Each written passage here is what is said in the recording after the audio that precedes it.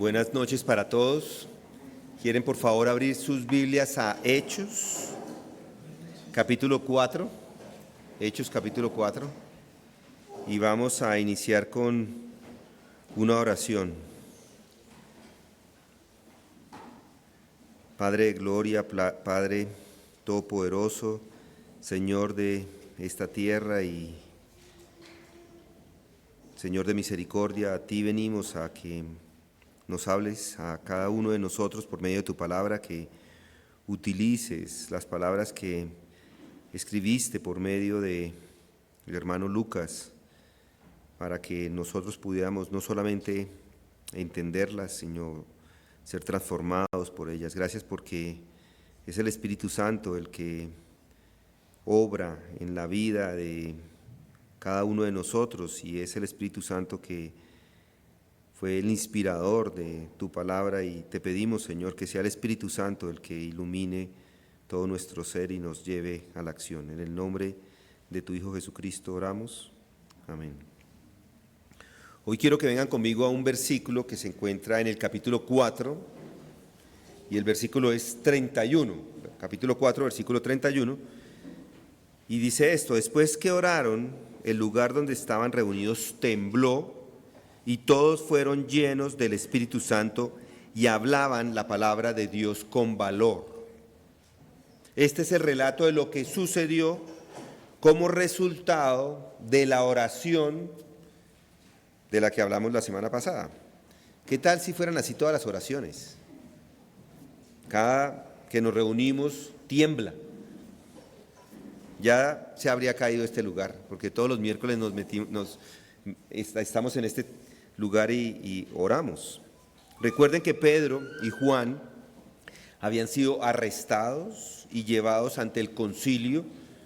Ellos debían explicar cómo es que sanaron a este hombre cojo y que se lo encontraron en la Puerta de la Hermosa, y deberían explicar su predicación que hicieron después de esto.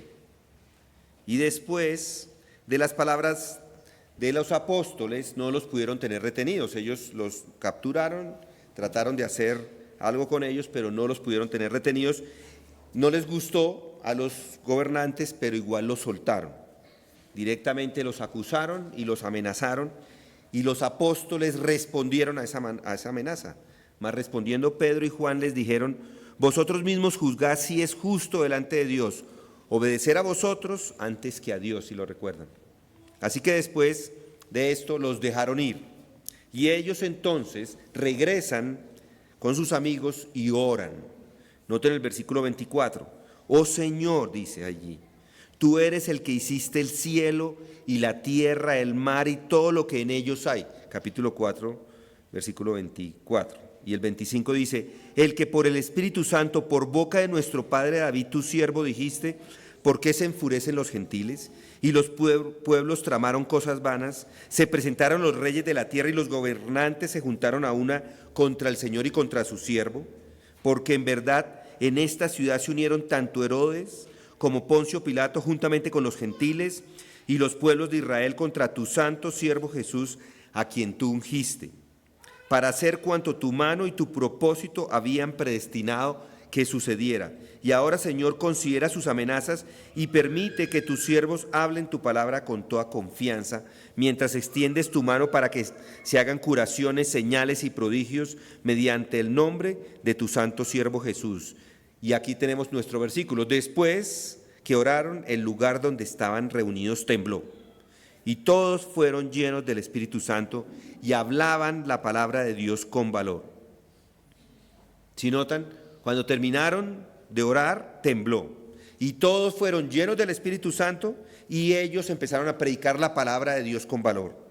Es acá donde nos encontramos en el libro de Hechos. Si estos cristianos primitivos están haciendo lo que deberían estar haciendo, orando y predicando, pero no es mucho, pero muchos no es lo que hacen. Dejan de lado la oración y nada de predicación. Y es exactamente en donde debemos estar. Debemos hacer como estos hombres hacían en los primeros días de la iglesia. Lo que hacía la iglesia en los primeros días era predicar la palabra de Dios, orar y estar en comunión con los hermanos. Y hemos estado analizando esto por varias semanas desde diferentes aspectos. Y hoy quiero que meditemos en solucionar una pregunta. ¿Cómo sucedió todo esto? ¿Cómo sucedió lo que sucedió con estos hombres, con estos apóstoles? ¿Cómo es que pudieron hacer las cosas que hicieron? Esa es la gran pregunta. Estos eran hombres ignorantes, y de eso no había duda. Eran solo unos pescadores. La mayoría de ellos pertenecían a esa clase, a ese tipo de hombres. No hay filósofos entre ellos, no hay fariseos entre ellos, ni hombres eruditos entre ellos. Eran hombres de lo más comunes y corrientes que uno se pueda imaginar, sin ninguna habilidad o entrenamiento particular. Y sin embargo, estos hombres son un fenómeno.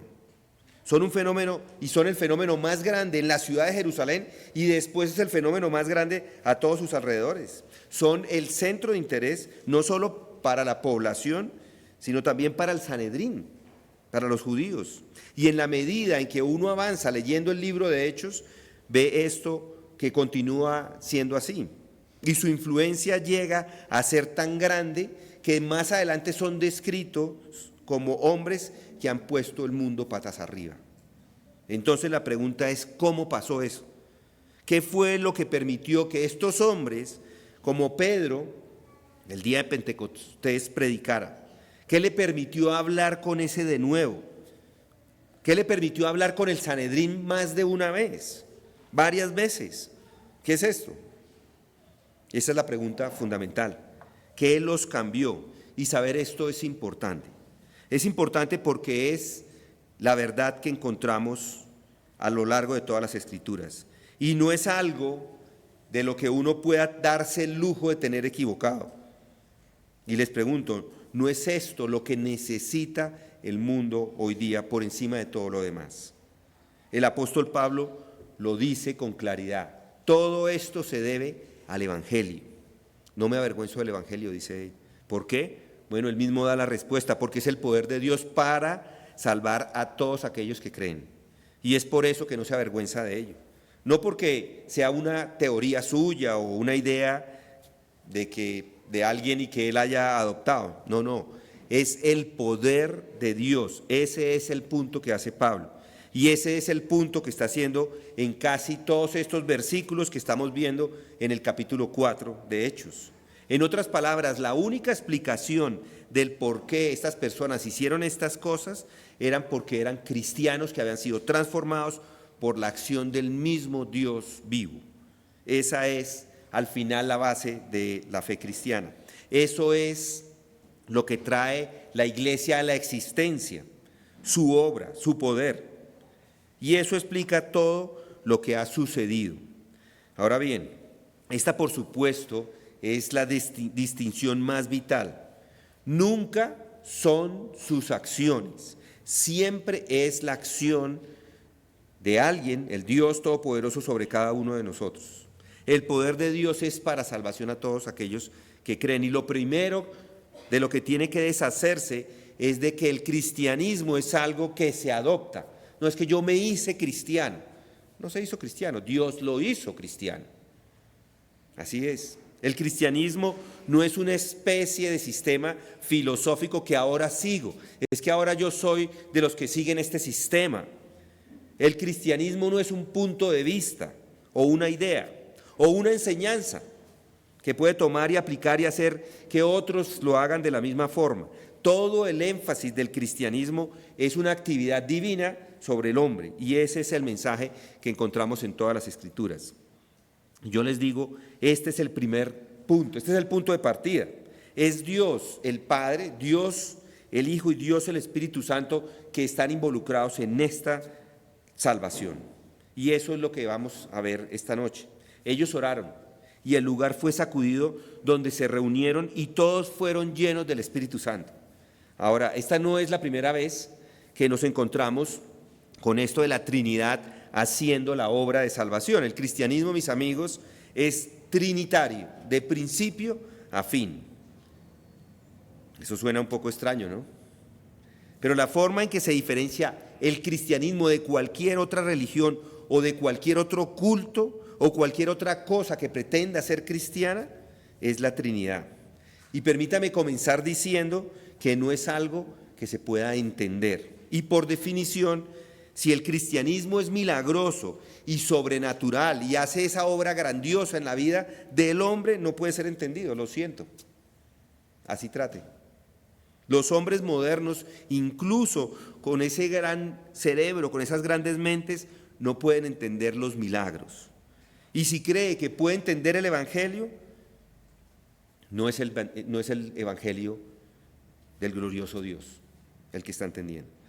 Será de pronto una filosofía de hombres, pueden entender, sí, son capaces de entender la filosofía, de entender y diseccionar y aprender la filosofía, pero eso no es lo que le pasa a Moisés en la zarza. Le dijo, no te acerques aquí, quita las sandalias de tus pies, porque el lugar donde estás parado es tierra santa. La misma orden fue dada a Moisés. Todos son tan inteligentes y ven un fenómeno y traen sus grandes mentes para solucionarlo. Dicen las personas, déjeme un momento, yo lo analizo, lo examino este gran fenómeno. Y todos los hombres modernos quieren hacer eso. Quieren analizar a Dios, quieren entenderlo. Y dicen, no voy a creer nada a menos que pueda entenderlo. Bueno, el que dice eso no está diciendo nada nuevo, ni nada original. Los hombres han dicho eso desde el principio de esta era, y es por eso por lo que el mundo está como está. El hombre carece de comprensión, pero no puede ni siquiera entenderse a sí mismo. Pero aún así es lo suficientemente tonto como para decir que quiere entender a Dios y quiere entender los milagros y quiere entender lo sobrenatural. Y como no puede, entonces ¿qué hace? Lo rechaza. Y su mundo se convierte en un infierno creciente. La locura de la confianza de los hombres modernos en sus propias mentes. Digo que estoy aquí para predicar un evangelio milagroso, sobrenatural, un mensaje trinitario. ¿Lo entienden? Por supuesto que no. Y digo esta noche, este es el misterio de la piedad. E indiscutiblemente, grande es el misterio de la piedad. Él fue manifestado en la carne, vindicado en el Espíritu, contemplado por ángeles, proclamado por las naciones, creído en el mundo, recibido arriba en gloria, dice Pablo a Timoteo. Grande es el misterio de la piedad. Dios se manifestó en la carne. ¿Y eso qué significa? Bueno, lo que significa es esto, que hay tres personas en la deidad: Dios Padre, Dios Hijo y Dios Espíritu Santo. Y mi asunto hoy no es darles una sensación agradable y cómoda. Mi asunto esta noche no es permitirles olvidar sus problemas y pruebas durante estos minutos. Mi tarea es pronunciar y declarar la verdad concerniente a la bendita deidad en tres personas: Padre, Hijo y Espíritu Santo. ¿Qué afirmo? Bueno, afirmo lo que está revelado en las Escrituras. Afirmo su igualdad, que son coiguales, coeternos, que son de la eternidad hasta la eternidad. Por lo que quiero poner ante ustedes, tan simple como lo pueda poner, que a ustedes y a mí no se nos pide que creamos esto simplemente por boca de los labios de un orador. Se nos pide que creamos esto debido a la forma en que está manifestado en la historia, que está manifestado en las Escrituras. No solo es una experiencia, sino es historia. Esto es lo que sucede. Las tres personas se han revelado a través de la historia, se han hecho conocer. Permítame mostrárselos. En el Antiguo Testamento es principalmente la actividad de Dios, el Padre, la creación, el diluvio, la nueva raza en Abraham, todo esto hace parte del Padre. Todas sus vicisitudes y todo lo que le sucedió a estas personas y a las otras naciones alrededor de ellos. Y Dios estaba en ese momento todo el tiempo actuando y trayendo su gran propósito, haciéndolo a través de ellos. Es una actividad principalmente del Padre, no exclusivamente, sino principalmente. Y luego llegamos a los evangelios, los 4 evangelios, y miran principalmente a Dios. Allí está el Dios, el Hijo. Pero cuando vino la plenitud del tiempo, Dios envió a su Hijo, nacido de mujer, nacido bajo la ley. Gálatas 4:4. Y en las páginas de los 4 evangelios, allí está esa persona. No es una teoría, es alguien que vino a este mundo. Están viendo una persona concreta que ha entrado a la historia de este mundo. Este es el Dios manifestando a Dios Padre en la carne. La palabra se hizo carne y habitó entre nosotros y vimos su gloria, gloria como la del unigénito del Padre. El que me ha visto había visto al Padre. Lo invisible se ha hecho visible. Ahí está el mensaje principal de los evangelios. Y aquí en el libro de Hechos que estamos estudiando, vemos la actividad del Espíritu Santo. Y esto digo, es tan esencial, esto es primordial en el mensaje cristiano, como la actividad del Padre en el Antiguo Testamento, como la actividad del Hijo en los evangelios. Y ya les mostraré por qué en un momento. Pero escuche, ¿cuál es la enseñanza concerniente al Espíritu Santo? Permítame resumirlo. Él había actuado en el Antiguo Testamento. Lo vemos en los primeros versículos en Génesis. En el principio creó Dios los cielos y la tierra, ¿lo recuerdan? Y la tierra estaba sin orden y vacía, y las tinieblas cubrían la superficie del abismo. Y luego dice, y el Espíritu de Dios se movía sobre la superficie de las aguas. Las 3 personas están ahí. Están involucradas en toda la historia de la iglesia, en toda la historia de este mundo, en toda la historia de la raza humana. Allí está Él, el Espíritu Santo, tomando parte en la creación. Pero usted ve que la otra actividad es esta de Él, es la dispensación de los roles. Fue Él quien guió a los hombres a escribir las Sagradas Escrituras. Toda la Escritura es inspirada por Dios, es inspirada, es Dios que está detrás, es la acción del Espíritu Santo. Si leemos los relatos de los profetas del Antiguo Testamento, de cómo recibieron su mensaje y cómo llegaron a escribirlo, siempre van a decir que no son ellos, que es el Señor. El Espíritu del Señor vino sobre ellos, una visión llegó sobre ellos, fueron elegidos para comunicar ese mensaje, para dar ese mensaje, para dar entendimiento y para dar la capacidad, se la da el Espíritu Santo de escribir. Él les da la capacidad de escribir. Todos los autores niegan que cada uno de sus escritos sean de su autoría.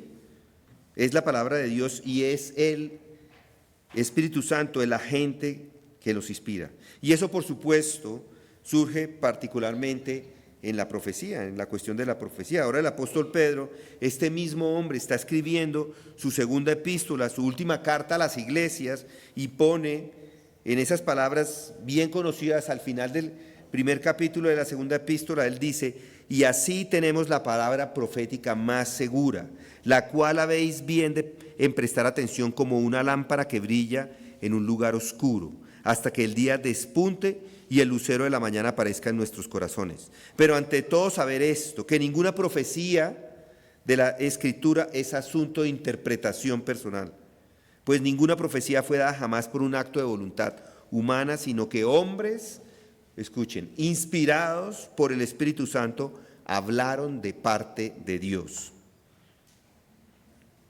¿Conoce a esos hombres que escribieron esas profecías, estos profetas? No eran hombres muy inteligentes, ni muy capaces. No es del tipo de hombres que vemos leyendo libros muy inteligentes hoy día. Hay personas que escriben columnas y le dice uno, ¡oh, qué buen escritor, qué bueno! No, estos hombres no eran. De hecho, Juan, por ejemplo, escribe y le da tantas vueltas que es difícil a veces entenderlo, porque él parece que andara en una espiral. No es tan fácil. Y estos hombres no eran ni siquiera grandes pensadores, no, ni que están comunicando grandes eventos, ni nada, no. Pero todo lo que estos hombres escribían no era de interpretación privada, no eran de hombres. Esto viene por medio del Espíritu Santo. La profecía en la antigüedad no fue por voluntad de hombres, sino que los primeros hombres de Dios hablaron cuando fueron movidos o llevados por el Espíritu Santo. Esa es la acción en el Antiguo Testamento del Espíritu Santo. Y luego viene y encontramos las profecías en el Antiguo Testamento. Viene un día en que el Espíritu de Dios será derramado sobre toda carne, ¿lo recuerdan? Ahí está. Si lee el profeta Joel, recuerda que leímos a Pedro en su sermón el día de Pentecostés en Jerusalén, la gente está allí apiñada, todo el mundo está escuchando. ¿Qué está sucediendo? Algunos dijeron, estos hombres están borrachos de vino. Entonces Pedro se pone de pie con los 11, alzó la voz y les declaró: varones judíos y todos los que vivís en Jerusalén, sea esto de vuestro conocimiento y prestad atención a mis palabras, porque estos no están borrachos, como vosotros suponéis, pues apenas es la hora tercera del día, sino que esto es lo que fue dicho por el profeta Joel. Y sucederá en los últimos días, dice Dios, que derramaré de mi espíritu sobre toda carne, y vuestros hijos y vuestras hijas profetizarán, vuestros jóvenes verán visiones, y vuestros ancianos soñarán sueños, y aún sobre mis siervos y sobre mis siervas derramaré de mi espíritu en esos días, y profetizarán. Este es el sermón que están allí. Esta fue la profecía, como ve, de que llegaría el día en que la actividad del Espíritu Santo no sería simplemente ocasional o parcial como había sucedido en el Antiguo Testamento. Hombres en ese momento ocasionalmente se les daba la palabra de profecía, a hombres ocasionales se les daba un don en relación con la edificación del templo, por ejemplo, o algo así. Ezequiel 36 dice o enseña exactamente lo mismo. En el versículo 26 dice: además os daré un corazón nuevo. Estoy hablando del futuro. Os daré un corazón nuevo y pondré mi espíritu nuevo dentro de vosotros. Quitaré de vuestra carne el corazón de piedra. Él va a hacer algo allí. Y les daré un corazón de carne. Pondré dentro de vosotros mi espíritu y haré que andéis en mis estatutos y que cumpláis cuidadosamente mis ordenanzas. En otras palabras, los profetas del Antiguo Testamento profetizaron que vendría un día en que un evento poderoso tendría lugar. Y ese evento poderoso es la llegada del Espíritu del Dios viviente, que va a venir sobre un cuerpo, sobre un grupo de personas, y va a revolucionarlas, y les va a hacer capaces, les va a permitir que hagan cosas que ningún otro hombre puede hacer con sus propias fuerzas. Va a ser un fenómeno asombroso. Él les va a sacar el corazón de piedra y dará un corazón de carne. Y va a llenar a estos hombres con el espíritu que ahora estaba profetizado o que había sido profetizado en el Antiguo Testamento. Y entonces se acuerda del Señor Jesucristo mismo. Él profetizó y prometió exactamente lo mismo. Y en los evangelios encontramos esto. El día, por ejemplo, de la fiesta de Jerusalén, en una ocasión les dijo: si alguno tiene sed, que venga a mí y beba. Él dijo: el que cree en mí, como ha dicho la Escritura, de lo más profundo de su ser brotarán ríos de agua viva. Pero él decía esto del Espíritu, dice Jesucristo. Acerca del Espíritu, en ese momento no había sido dado. El Espíritu aún no había sido dado, pero él estaba allí hablando del Espíritu. Pero no solo eso, puede leer, si quiere, el capítulo 14 del Evangelio de Juan, y ahí encontrará diciendo: no se preocupen, les está diciendo Jesucristo, no se preocupen, no los dejaré huérfanos, le dice. Vendré a vosotros un poco más de tiempo y el mundo no me verá más, pero vosotros me veréis, porque yo vivo, vosotros también viviréis.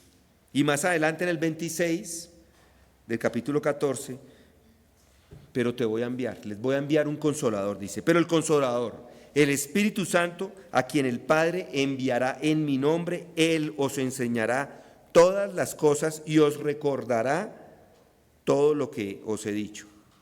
Es lo mismo en el capítulo 16 de Juan, versículo 7 dice: pero yo os digo la verdad, os conviene que yo me vaya, porque si no me voy, el consolador no vendrá a vosotros, pero si me voy, os lo enviaré. Y cuando Él venga, convencerá al mundo de pecado, de justicia y de juicio. Él dice lo que va a hacer. Él dice lo que está haciendo. Jesucristo es lo que dice que va a hacer. Este es el Hijo de Dios, el que está profetizando la venida del Espíritu Santo. ¿Y cómo sabemos que es el Hijo de Dios? Bueno, sabemos que es el Hijo de Dios porque resucitó. Nadie otro ha resucitado. Pero no solamente envió el Espíritu Santo, lo prometió específicamente en Hechos capítulo 8. Y Él les dijo: no os corresponde a vosotros saber los tiempos ni las épocas que el Padre ha fijado en su propia autoridad. Esto es 1:8, no es capítulo 8, sino capítulo 1, versículo 8. Pero recibiréis poder cuando el Espíritu Santo venga sobre vosotros. Aquí está hablando Jesucristo. Y me seréis testigos en Jerusalén, en toda Judea, Samaria y hasta los confines de la tierra. Estas son declaraciones muy claras. Esto no es psicoterapia o un tratamiento psicológico. Esto no es una sugerencia. Esto no es un pequeño mensaje que va a hacer la gente que se siente un poco mejor, más feliz.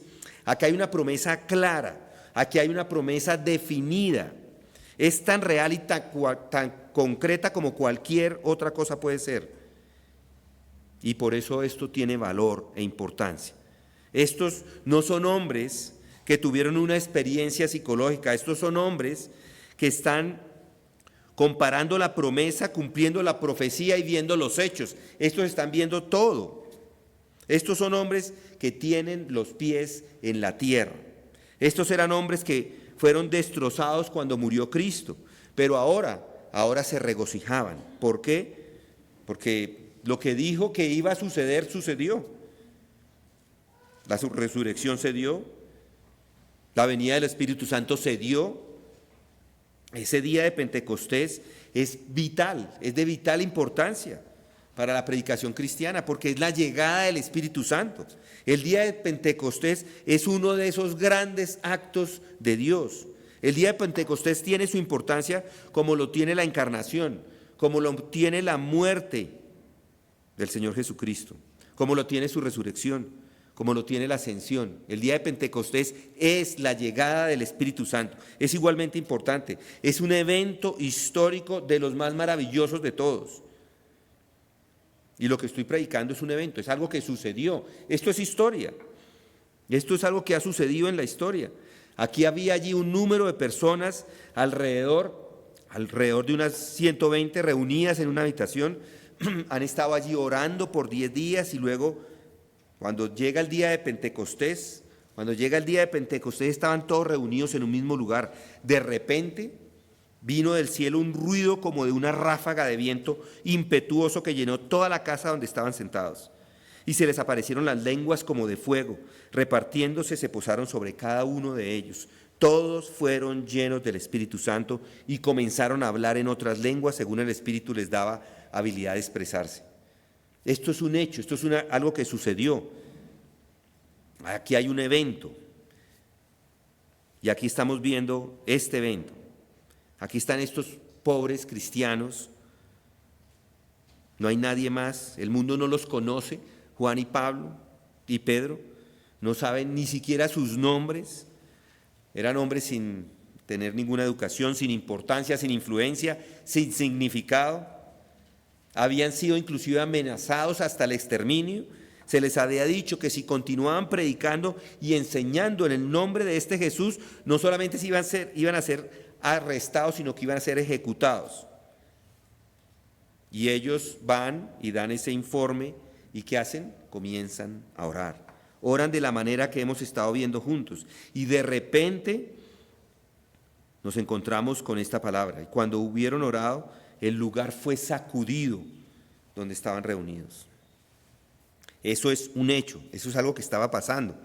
Es un evento. No solo dicen que estos hombres se sentían mejor y más felices por lo que hicieron, es cierto, por supuesto, todos estaban llenos de alegría, estaban llenos de audacia y vamos a ver algo más acerca de ellos más adelante, pero noten, el lugar tembló.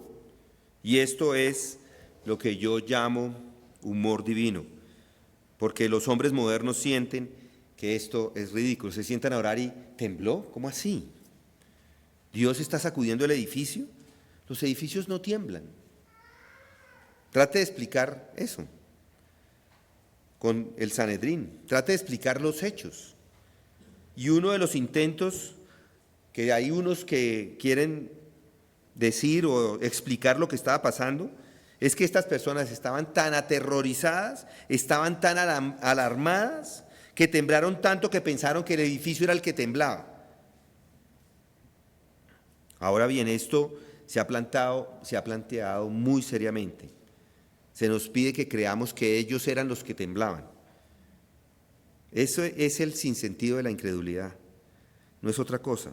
La incredulidad es una tontería, porque no podemos dejar de hablar de estas cosas que hemos visto y que hemos oído, y es lo que sucedió, son hechos reales. Dijeron que inmediatamente después de ser amenazados, los miraron directamente a los ojos y dicen: ustedes dicen por sí mismos y debemos escucharlos a ustedes o a Dios. Acaba de temblar, ¿ustedes todavía quieren que los escuchemos a ustedes o a Dios? Algunos dicen que para explicar lo sucedido, esto fue lo que pasó. Estos hombres se han llenado tanto de miedo que están temblando mucho a su alrededor. Pero estas personas en realidad no estaban preocupadas por sí mismos. No habían ofrecido ni siquiera una petición por ellos mismos. No habían hecho una oración por ellos.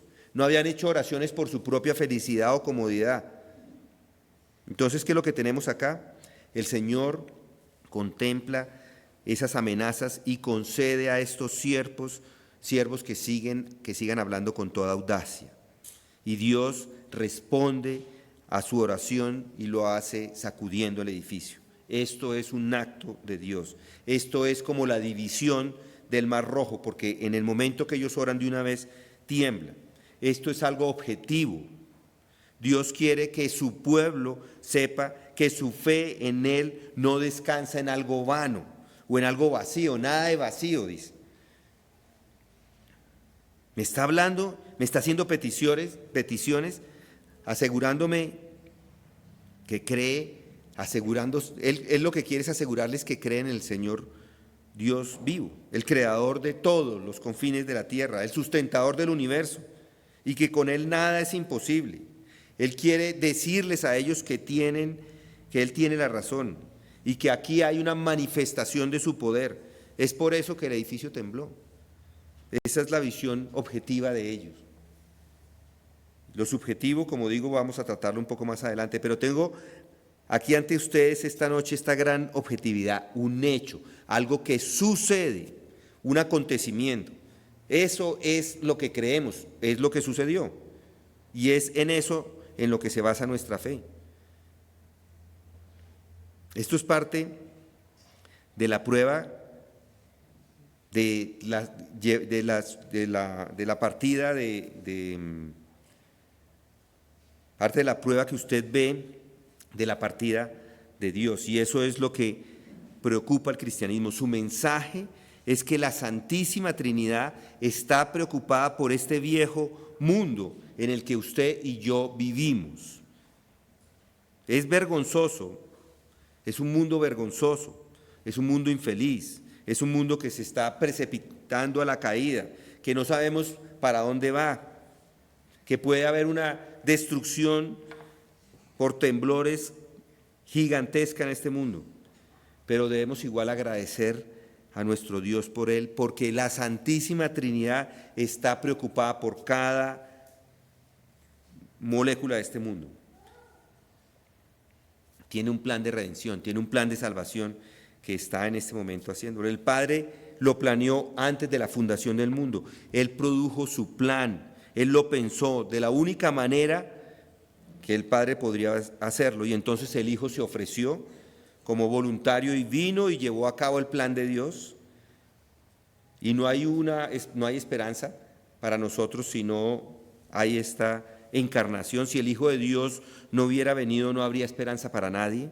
El pecado debe ser tratado, y el Hijo de Dios vino e hizo la obra que era absolutamente esencial para que conociéramos a Dios y fuéramos bendecidos por Él y librados de la destrucción que viene a este mundo. El Hijo de Dios vino y tomó sobre él la carne humana.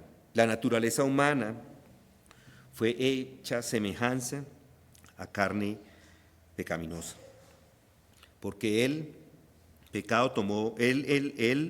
tomó nuestros pecados en su propio cuerpo sobre el madero y murió para que pudiéramos ser perdonados y por sus llagas hemos sido sanados. El Hijo de Dios hizo todo lo necesario.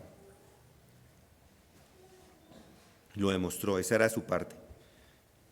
Gracias. Y luego encontramos la parte del Espíritu Santo.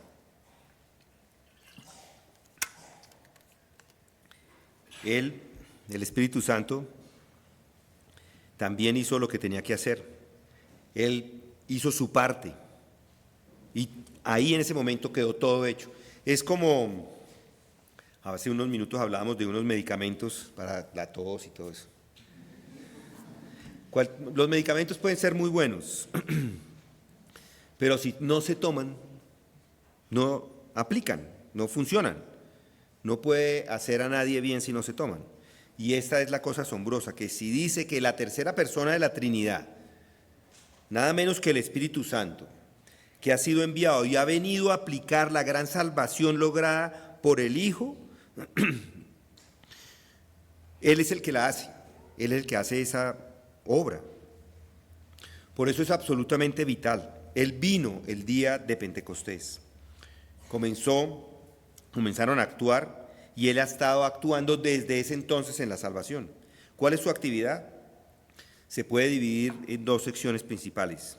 Hay un trabajo regular que Él hace y sigue haciendo, y gracias a Dios que todavía lo está haciendo en la iglesia cristiana, es condenando, convirtiendo, llevando a un renacimiento la obra y el proceso de santificación, y continúa. Ese es su objetivo, más o menos.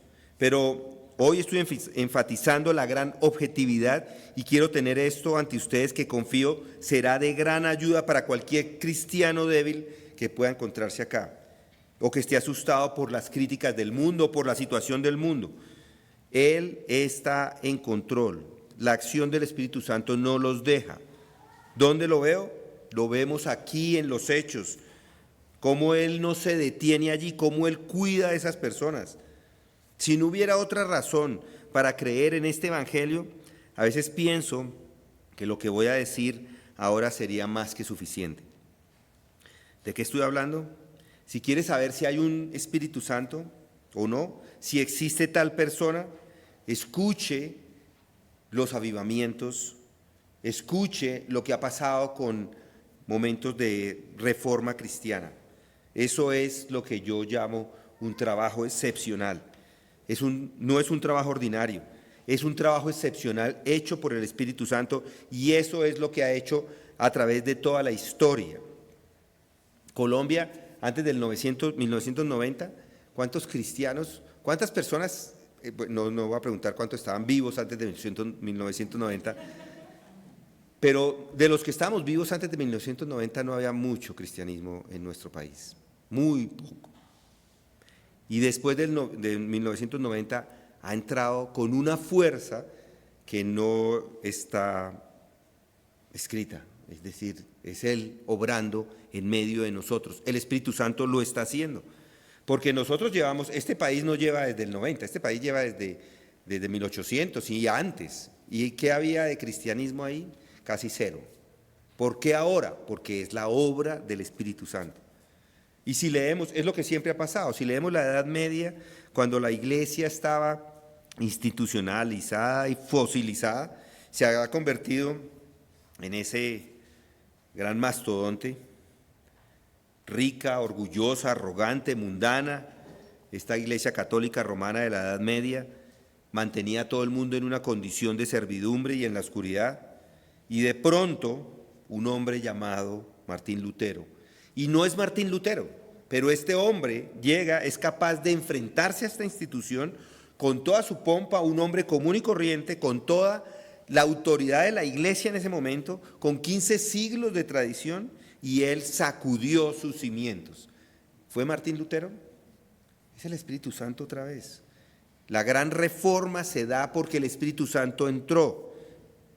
No fue la brillantez de Martín Lutero, aunque era un hombre muy capaz, un genio, asombroso era él, como lo era Cuasidoro de Reina, o John Hus, o cualquiera otro de los padres, de los reformadores, John Calvino, muchos otros.